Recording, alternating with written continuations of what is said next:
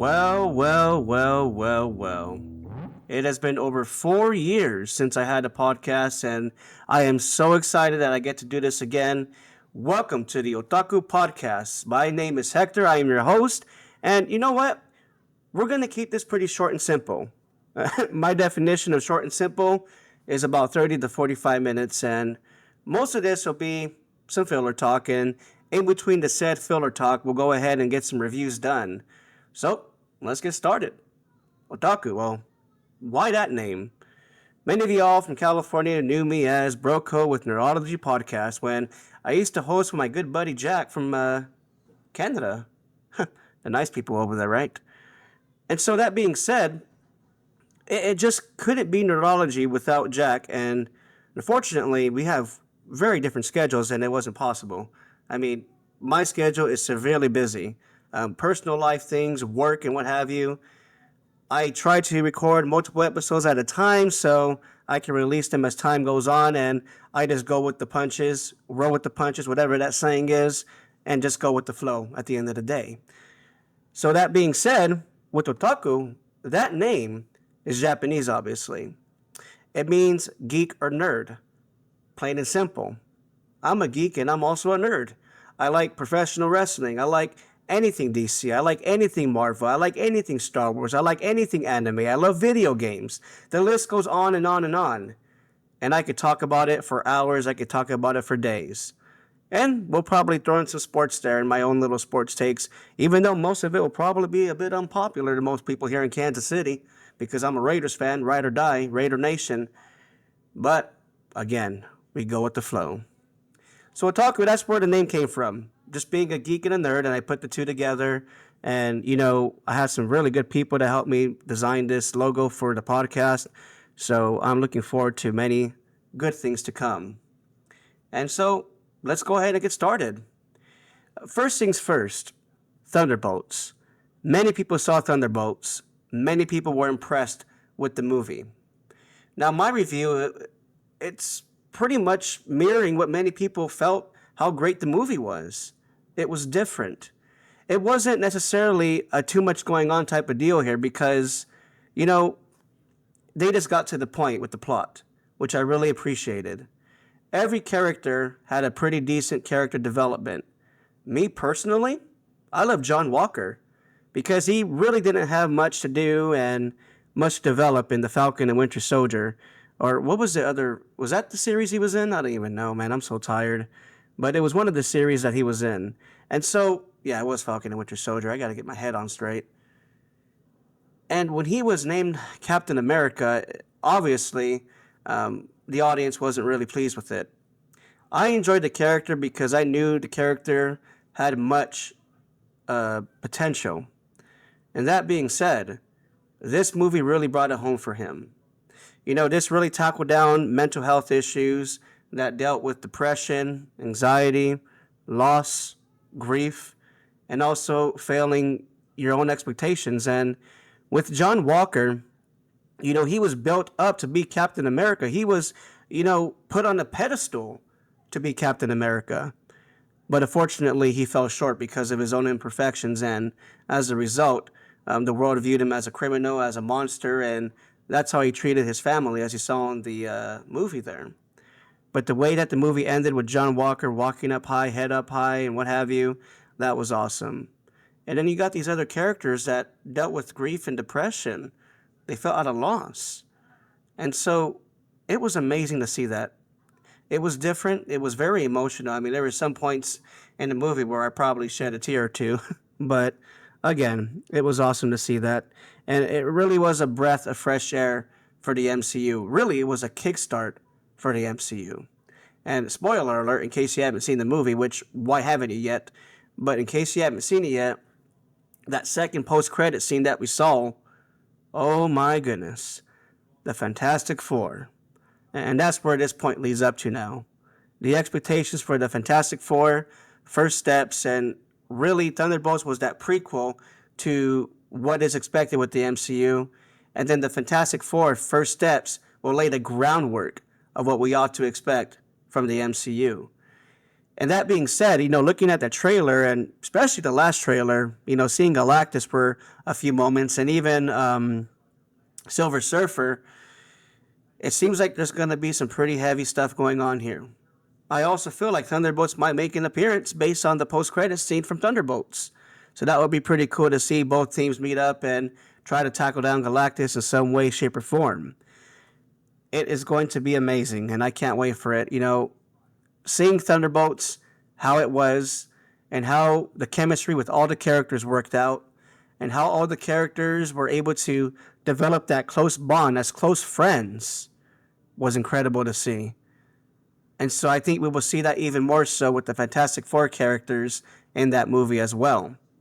And Pedro Pascal, I wasn't really sure about him being Mr. Fantastic. But after seeing some of these trailers, I think he has a pretty good thing coming for him with that one. I think he's going to impress us. All the other characters were perfect for me. I didn't have any issue with the casting of the other characters.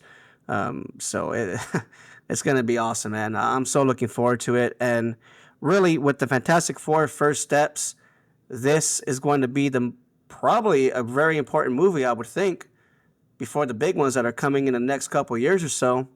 Because again, as I said before, the Fantastic Four first steps will lay the groundwork for the rest of the MCU regarding this phase. So awesome and good things to come. I think, Feige knows what he's doing here. I think he's going to be okay. I think he's learning from the mistakes of what he was able to let out in the previous movies that we were just disappointed with, including myself. But again, good things to come. I'm looking forward to seeing that movie when it comes out in a couple of weeks. Superman. Oh my goodness. Superman. That was probably my favorite Superman movie. I don't care what all y'all Snyder fans think. I don't care about what all y'all Henry Cavill fans think. I don't care what all y'all Justice League fans think. The fact of the matter is, James Gunn perfectly portrayed who Superman is. He's a character of light. He encourages hope. He encourages a better future despite adversity, despite the trials and tribulations that one may face. Superman is that beacon of hope. Excuse me. So yeah, man. I was really impressed with this movie. I went in with low expectations, and I was really impressed as a result. Now, of course, this is a spoiler-free review here, so I won't get into the gory details about what I really enjoyed about the film and what I'd like to see done differently. But I will say this because, James Gunn is James Gunn. He will put some silly elements in all his films, and Superman was no different. There were some scenes in the movie where I felt like it was a bit cringe. I will admit that, and I will, tell it how it is. I'm not a fanboy, but I will tell it how it is as a fan, as a real fan of comic books and the movies. There were some silly elements in it where I'm like, really, James? You could have just gone without it, and the movie would have been just top tier perfect. But again, going back to how he developed Superman as a character, holy crud. That was awesome, dude. Superman was human. He felt human. He related to humans. Did he get his butt kicked in some battles? Absolutely. Did he lose his cool a couple of times, including with Lois? Absolutely. Did he lose his cool with Lex Luthor? Or Luthor? Lex Luthor, the wrestler. Lex Luthor. Absolutely. But again, I really like this character development with this version of Superman because he seems more human. Superman is not invincible. He has weaknesses. They were portrayed here. And that, when you face those weaknesses and you make those mistakes, you learn from them. So no doubt, Superman will learn from those mistakes after losing some battles in the movie. But we've seen how he beat the people that beat him before and how incredible he was able to redirect. My goodness. Lex Luthor and Superman had incredible chemistry.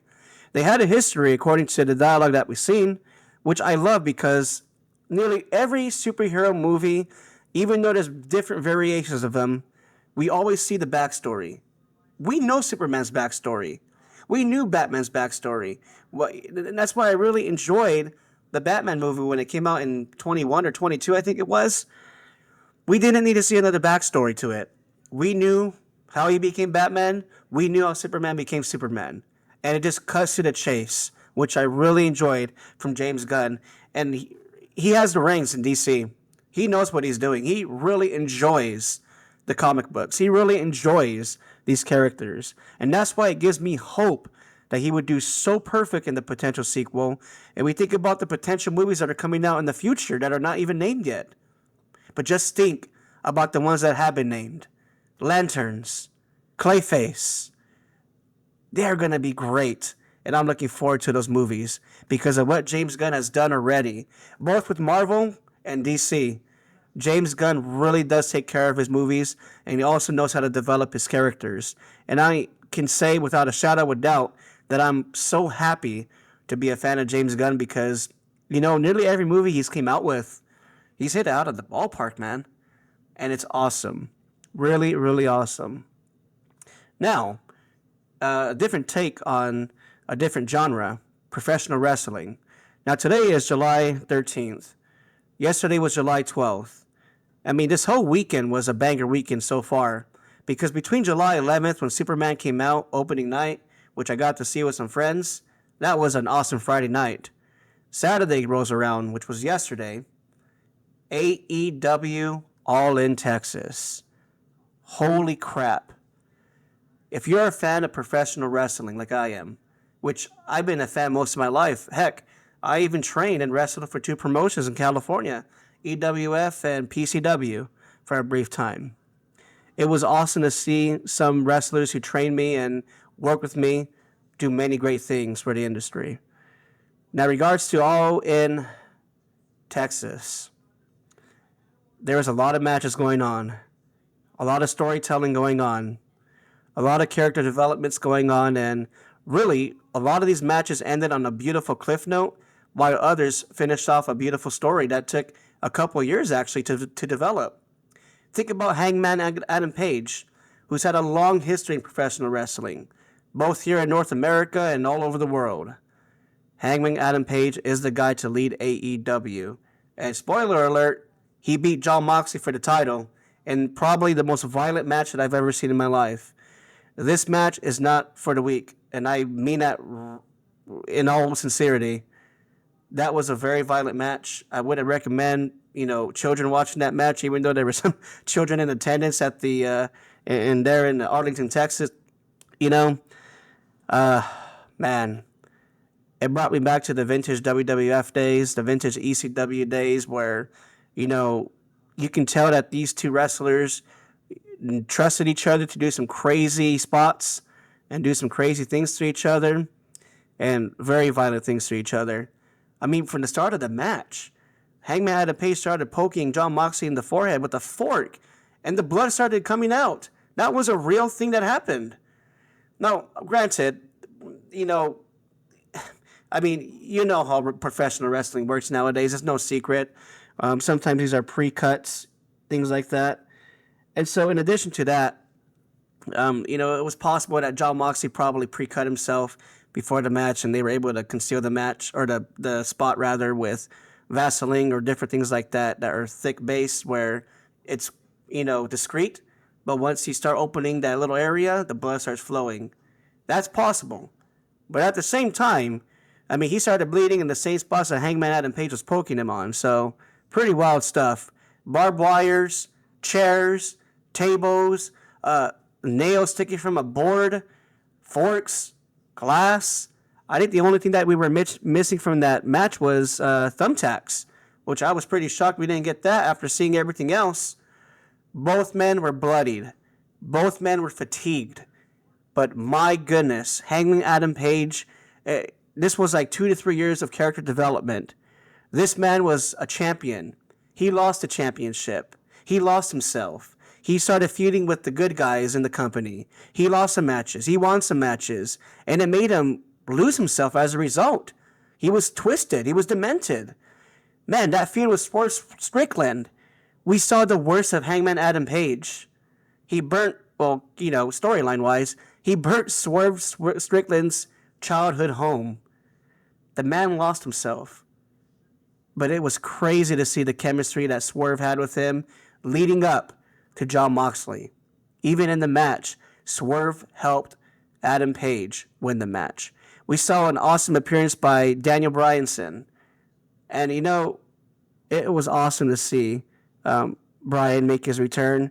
As you all know, he's retired from wrestling full-time. That was the stipulation of his last match. If he were to lose, he retires, which is good because, Bryan's history of injuries. He has 2 beautiful children, a beautiful wife. He needs to be there for his family, man. So it was cool to see him back in the ring and do his finishers and help Adam Page win. And then we saw Darby Allin make an appearance, his return, and this was a real-life thing here. Darby Allin legitimately climbed Mount Everest. He completed that trip up to the top of Mount Everest. And it was awesome to see a video that he took from the top of Mount Everest, calling out Jon Moxley. I mean, the story development, like literally, this is Tony Khan's wonderful booking here and his love for professional wrestling and his love of the fans. He was able to utilize a real-life event from Darby Allin climbing up Mount Everest and using that storyline between Hangman Adam Page and Jon Moxley to make it come in full circle. So you see a video here from Darby Allin's phone. He's calling out Jon Moxley, saying that he's going to come for him, he's next, or what have you. And then from the top of the stadium, from the rafters, he comes down in the harnesses all the way to the bottom. And that's a high, thing he came down from. And yet he was able to help Hangman Adam Page as well. And you think, too, with Jon Moxley's run, I love Jon Moxley. I loved him when he was Dean Ambrose in WWE. I mean, he was a unique character. I mean, he would have been perfect in the Attitude Era. Like, I would have loved to see a prime Stone Cold Steve Austin have a feud with a prime Jon Moxley. And that match would have fed families for years to come. But that being said, when Jon Moxley had this title run over here, it was weak. The matches were okay. Jon Moxley done his part, but I really didn't like the fact that he needed help every single time he had a match from the team. He had his own squad there bailing him out. And lo and behold, in this final match here, he had his people try to help him out. It was between 3 individuals that were in his team, the Young Bucks. So that's 5 people helping him to beat Hangman Adam Page. And then towards the end, that's where you see Darby Allin come in, Swerve Strickland come in. Will Ospreay also came in, but he was, taken out by the team. And then we had Bryan Danielson also come in as well. It was cool to see that, man. And I'm not going to lie, like seeing the conclusion of that match, it really did make me shed a tear because this was 3 years of a storyline coming in full circle. And AEW really has been remarkable in the storytelling in that. And, this is going to tick off a lot of WWE fans, and I'm pretty vocal about my feelings towards WWE. I grew up watching WWE. I lived through the Monday Night Wars between WCW and WWE. I've been a fan since, I was a little kid. But seeing how it's gone downhill, it's sad to see that. Like, I cannot introduce somebody to professional wrestling and show them a WWE match. Because to me, it's more of, I don't know how you would even say it. WWE heavily relies on backstage and in-ring promos and have the weak matches. Whereas AEW is the opposite. Promos are not the best, except the more personal ones. Backstage promos may not be the best, except if they're the more personal ones. But they know how to do their matches in an excellent way. But with WWE, they do appeal to the children more, that I noticed. And they also appeal to the people that they have collaborations with and things like that. They heavily rely on celebrity guest appearances, and I really had almost a heated discussion with a buddy of mine, and, he said, well, AEW uses celebrity guests and old people. I'm like, dude, that's true, they do to an extent, but they don't heavily rely on it. We got Jelly Roll helping out Randy Orton for a tag team match. Like, why? Like, it's not needed, bro. And then he released all these good wrestlers, these good talents from WWE because of quote-unquote pay cuts or because we're utilizing our budget for something else. And then we see Jelly Roll make an appearance. He's not a trained professional wrestler. I don't understand it, man. You know, WWE used to utilize celebrities, but not in a way where it was forceful or it was something that they heavily depended on, man. And it's sad to see that. WWE caters to a broader audience, but here's the thing. That broader audience are not fans of pro wrestling. And I'm going to say that, directly to the camera. WWE appeals to the broader audience that are not professional wrestling fans. Professional wrestling is an art. Professional wrestling is a skill where many talented individuals can do whatever they want and it looks cool. So all you people in WWE, as far as the fan base goes, complains about AEW wrestlers, New Japan wrestlers, or even luchadores, where they do the flippy stuff that y'all hate and all the crazy stunts that they all do. Why is that okay for people in WWE to do it and it's the greatest thing ever when that's happening regularly in the other promotions? That doesn't make sense to me. And here's my other issue with you guys. When Pentagon Jr. and Rey Fenix went to WWE, y'all acted like you were fans forever, but yet you were calling them out when they were in WWE. When Cody Rhodes was in AEW, who was one of the founding fathers of the promotion, y'all said he was selfish, that he only cared about himself, that he was too good, that he wanted the spotlight on himself. And that was true, actually. And that's why AEW fans booed him out of the building, and he left the promotion to go to WWE. And then when he comes to WWE, all of a sudden, you guys have been fans of him forever since he left in 2010? Let's go to CM Punk now, for example. The guy that you said was selfish, the guy that you said was old and washed up, the guy that you said was a botch fest because he slipped a couple of times doing finishers or stealing finishers in AEW matches. But now that he is in WWE again, you treat him like he's a god. Which to me, dude, that is pathetic, bro. CM Punk, Phil Brooks, is still the same selfish guy. He was great in his first couple of months in AEW, and then he showed his true colors. He wanted the spotlight. He wanted all the attention on himself. And then the fans didn't want that. The people backstage didn't want that. And he created drama on the back, and then he got fired. Like a fool. But now he's the greatest thing in professional wrestling because he's in WWE? Give me a break. It's crazy to see how fans act like little children. And they don't, I'm not saying that y'all have to be fans of AEW. What I'm saying is, stop the unnecessary hate. There are some points that I like in WWE. Dude, I like Gunther. But I hate the fact that Gunther's being treated like trash, bro. Like, you have him lose at Mania to one of the Uso boys, the World Championship, mind you. And then you have him win again in a random, regular TV event. And that you have a match against Goldberg? Like, what are you doing to Gunther, bro? And you made him weak against Goldberg as well. Keep in mind. Like, that was a weak match. I will give the credit, though. That was Goldberg's longest match. Lasted more than 5 minutes. I think it was like 10 minutes and 5 seconds, I think it was. I don't know. But that was his longest match. Like, bro. Like,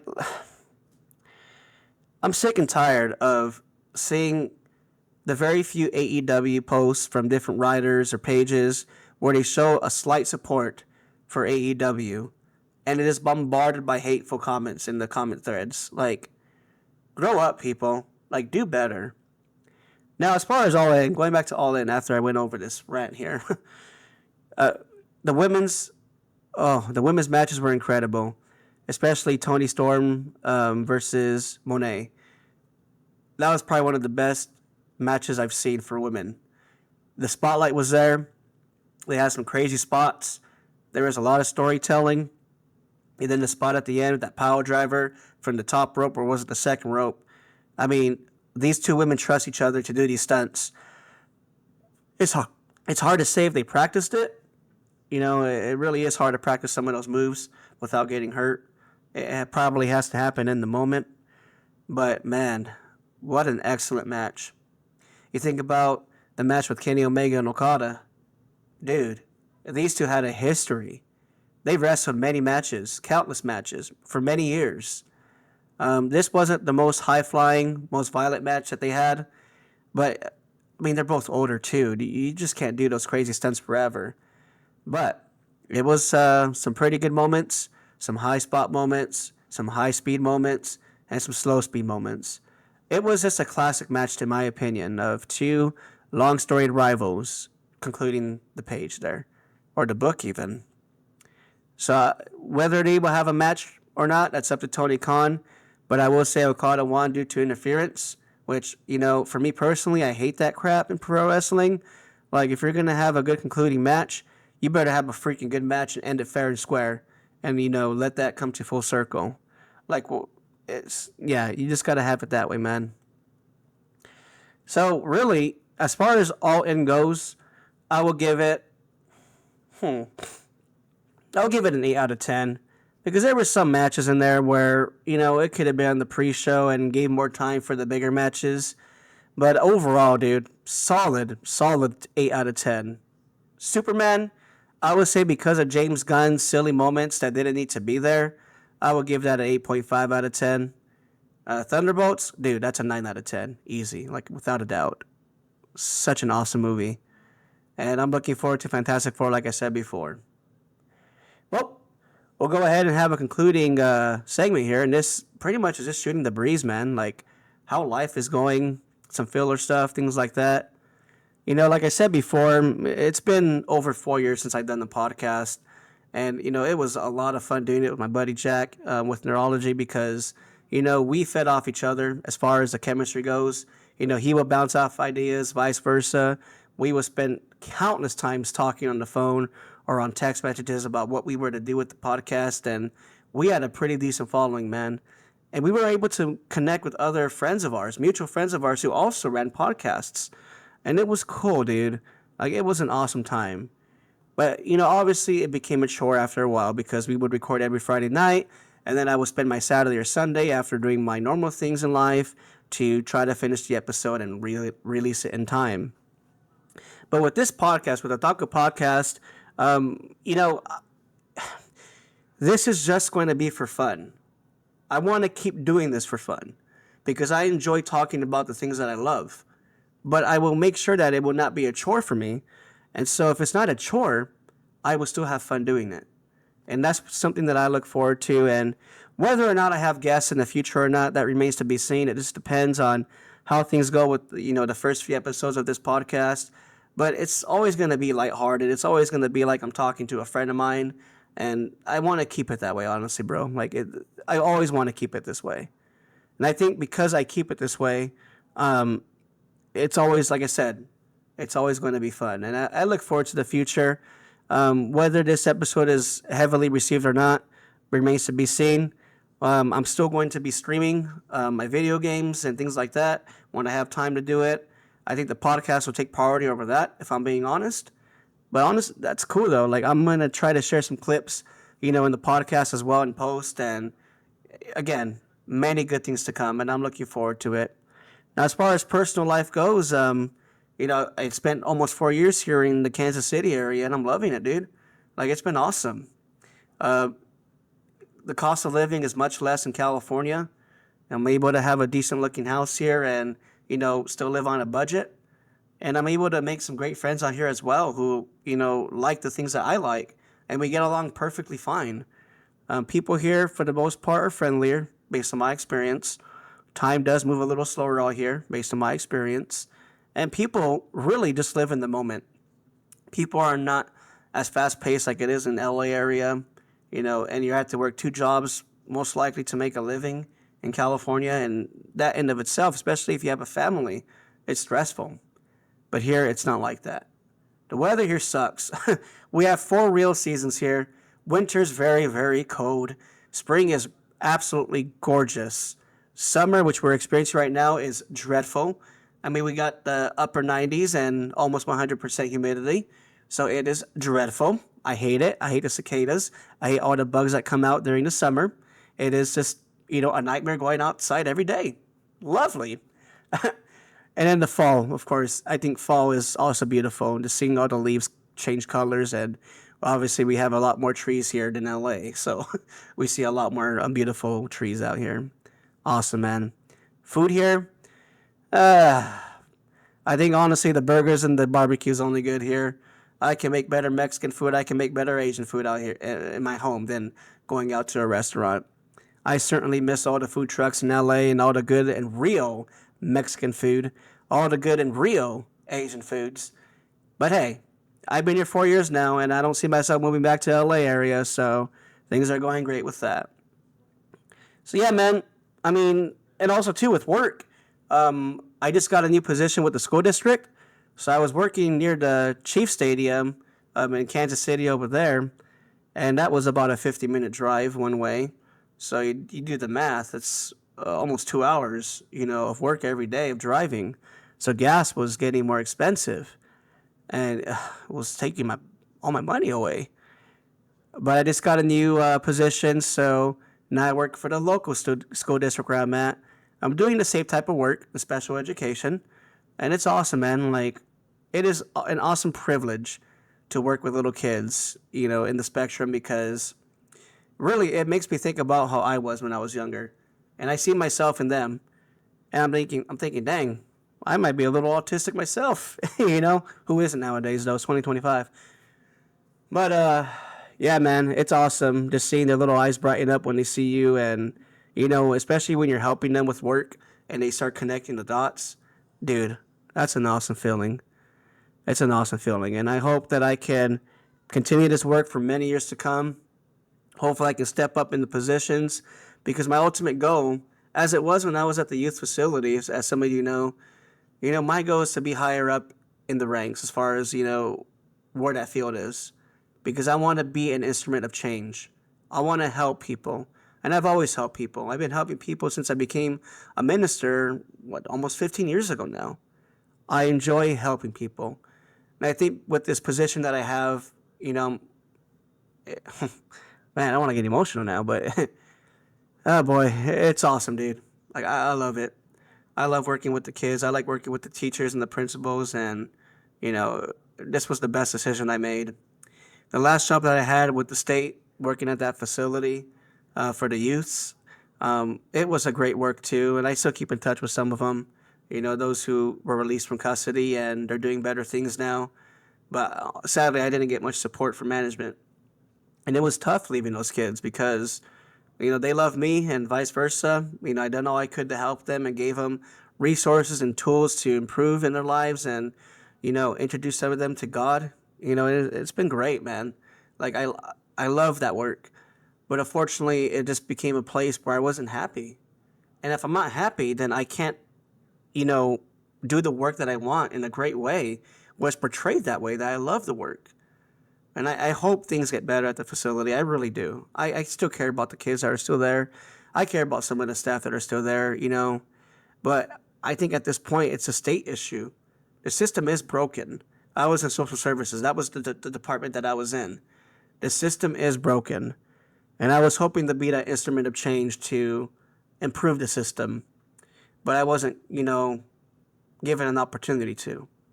I was in the Leadership Academy, so I was driving 3.5 hours to Jefferson City, which is the state capital of Missouri, and I met with state heads, including the state directors who are responsible for all the funding and everything that, gives us an opportunity to help people.